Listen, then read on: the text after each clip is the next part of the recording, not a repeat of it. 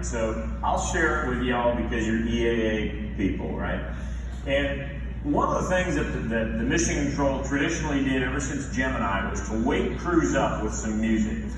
And in the early days, the astronauts would just annoy each other with the worst piece of music they could ever find, just to annoy their brothers up in space. And so it became traditional for the astronaut Capcom on the planning shift to pick some music and play it up. Well, after a while, I think Capcom's just kind of got tired of trying to pick music. I did a lot with Mario Runco.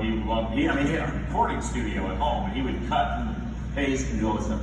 But eventually, it kind of got to be, well, okay, what music does an astronaut want to have played for them on a certain morning? And from our perspective, you looked forward to your music, something that came up and you knew it was for you. Right, because your families would pick a couple of the days. Families would pick it. It was known whose music was played on what morning, because didn't somebody once say, can you actually hear the music? And they said, yeah, it's like hearing Beethoven's Fifth on a toaster or something like that. The speakers was pretty bad. That's pretty bad. Anyways, it was a flight, and we had the ultimate Aggie astronaut. Now, for those of you not from Texas, Texas A&M is the most important school in Texas, according to anybody who's ever been to Texas A&M, and they're known as Aggies.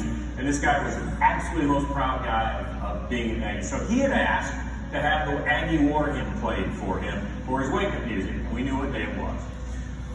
Unbeknownst to me, the commander of that mission had decided to play a little joke on his mission specialist. I wouldn't do that. You wouldn't do that? No. It was told to me that it was the commander. No.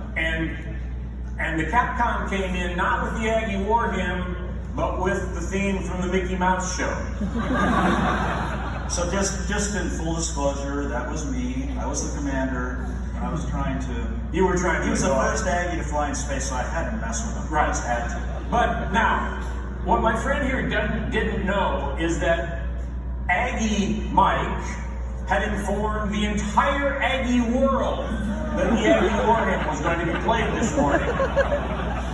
My boss, 2 levels up, my administrative boss, because the flight director is king, but in a certain kingdom, was the ultimate Aggie flight director. And he had imported the entire Aggie Glee Club from Texas, from College Station, put them on buses and brought them into the viewing room behind us, waiting to hear the Aggie War Hymn. I was in a completely no-win situation. I mean, I was going to be in Dutch with my boss, I was going to be in Dutch with the crew, which you never want to do because you kind of want them to do what you want them to do.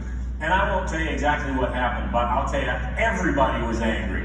It was probably the most stressful moment I ever had in mission control. Thank you. Just for the record, I lost, and they played Aggie War Hymn.